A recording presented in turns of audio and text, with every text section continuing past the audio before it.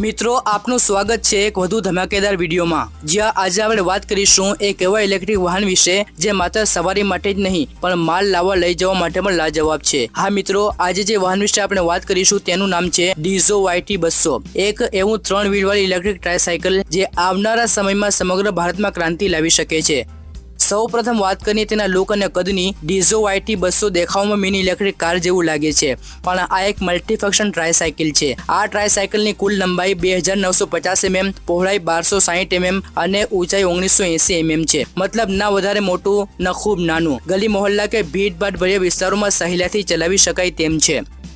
આમાં 4 લોકો આરામથી બેસી શકે છે, એટલે કે પરિવાર હોય કે પેસેન્જર કેબ સર્વિસ બંને માટે એકદમ પરફેક્ટ છે। આ ટ્રાયસાયકલની મહત્તમ ઝડપ છે 40 કિલોમીટર પ્રતિ કલાક, જે શહેરના ટ્રાફિક માટે પર્યાપ્ત છે।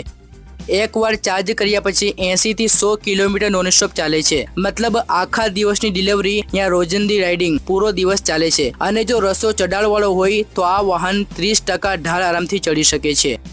આમાં એસી મોટર છે જે 48 વોલ્ટ અને 5 કિલોવોટ પાવર આપે છે। આ કારમાં 50 થી 400 એ કંટ્રોલર છે અને બેટરી 8 વોલ્ટની 6 પીસ છે, જે ટોટલ મળીને આપે છે 150 એચ પાવર।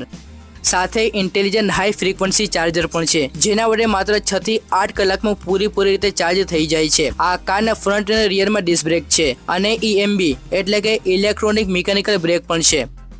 આ કારમાં ફ્રન્ટ ઇન્ડિપેન્ડન્ટ અને પાછળ ટોસ્ટર બીમ સસ્પેન્શન છે અને રેક અને પિનિયન ટાઈપ સ્ટીયરિંગ પણ છે, જે કાચા રસ્તા હોય કે ટાઈટ ગલીઓ બધે આરામદાયક અનુભવ આપે છે। આ કારનું ટર્નિંગ રેડિયસ માત્ર 4.2 મીટર છે, મતલબ ટૂંકો વળાંક પણ સરળતાથી લઈ શકે છે। આ ટ્રાયસાયકલમાં LED હેડલાઇટ અને ટેલ લાઇટ છે અને એક મોટું LCD ડિસ્પ્લે છે, જેમાં સમય, સ્પીડ, બેટરી અને રેન્જ બતાવે છે।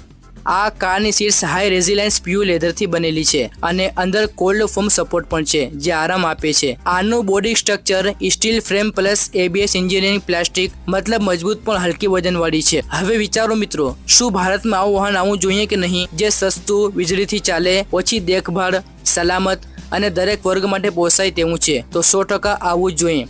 ચીનમાં તો આ મોટા પાયે પહેલેથી જ લોન્ચ થઈ ગયું છે, હવે ભારતમાં પણ આવી ઇનોવેટિવ વાહન આવી શકે છે।